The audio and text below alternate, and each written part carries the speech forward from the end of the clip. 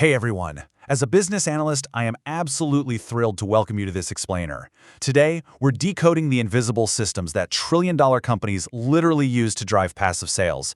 We've got a lot of ground to cover, and we're going to move fast, analyzing some incredible real-world global brand strategies, so let's just jump right in. Okay, let's kick things off with a pretty simple question. Did Apple or Samsung personally call you to sell you your current smartphone?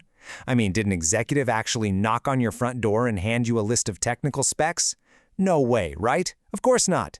Because the reality is, the actual sale didn't happen in the store. It was planted in your memory long before the need even popped up. Before you ever glanced at a price tag, that brand had already taken root in your brain. So, let's move into our first section here, the secret of unforgettable brands, and look at our first major concept. You see, human memory isn't just a bunch of isolated islands. It works a lot more like a highly active, interconnected network. It connects a single word, like Apple, to this massive web of dynamic ideas. We're talking creativity, beautiful design, social status, innovation, Steve Jobs, and the whole fast-paced vibe of Silicon Valley. All of that combined makes the brand nearly impossible to forget. Right. So how do these global giants systematically build these unbreakable mental networks? Let's check out the Brand Association Playbook. Look at this incredible historical pivot. Did you know that before the 1930s, Coca-Cola was mostly known as a summer drink? Instead of desperately trying to push cold soda in the freezing winter, Coca-Cola brilliantly hijacked the cultural ritual of Christmas. They permanently attached their brand to family, to joy, and to that warm, iconic image of Santa Claus. They linked themselves to an emotion you already loved. Genius, right? Or take Red Bull. Red Bull doesn't just sell a can of sugary liquid. They attach themselves to the Stratos space jump, literally a guy plunging 39 kilometers above the Earth. They linked up with high-speed Formula One racing and pure adrenaline.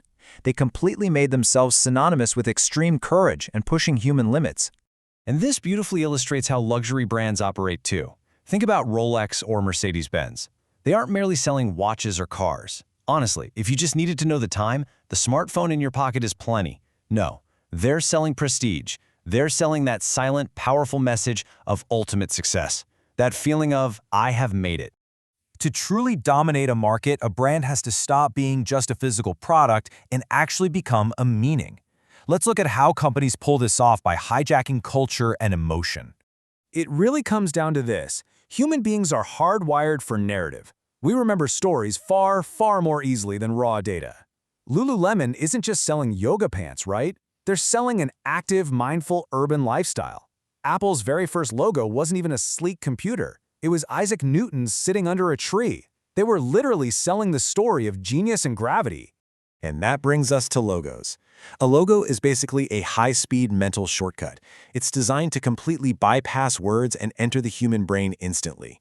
The bitten apple, the three-pointed star, the swoosh, the golden arches, your brain processes these visual anchors at absolute lightning speed.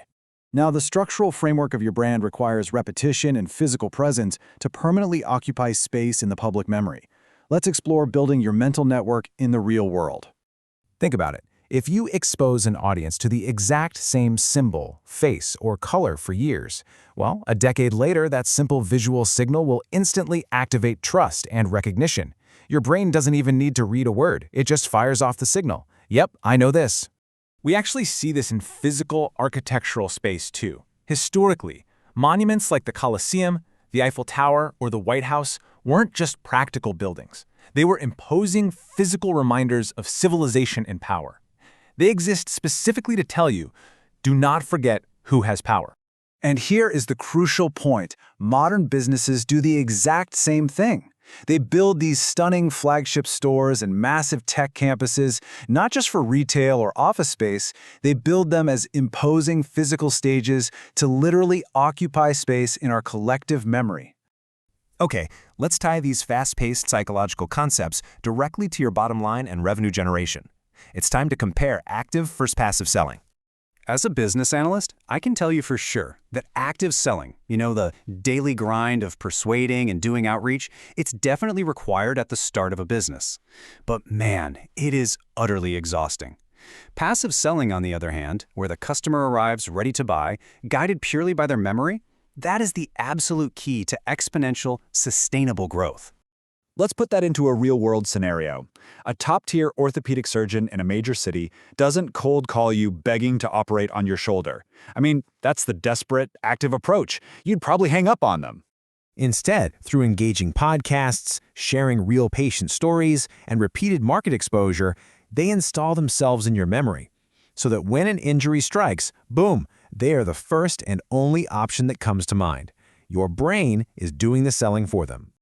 So, to reach that elite level of passive market dominance, you have to engineer external cues that turn your brand's memory back on. Let's jump into creating your brand triggers. Basically, what we pay attention to becomes important. Triggers are the hidden mechanism that forces your brand back into the spotlight. By definition, a trigger is just an external cue that unconsciously activates a specific thought, feeling, or behavior in a fraction of a second. Think of some of these masterfully engineered triggers. Every time you smell fresh roasted coffee, you might instantly think of Starbucks. When you hear that classic Netflix opening sound or see that very specific Tiffany blue box, the brand comes roaring back to life in your mind. And they didn't have to spend a single dollar on active advertising in that moment.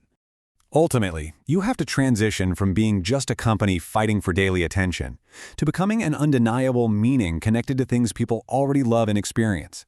As this quote perfectly captures, brand association really is the art of making forgetting difficult. So as you analyze your own business strategy today, I want to leave you with this provocative question. Are you actively sweating for every single sale, or are you building the hidden architecture that will automatically sell for you tomorrow? What are the triggers you're going to build to make forgetting your brand impossible? Think about it. Thanks for joining me on this explainer, and keep building those mental networks.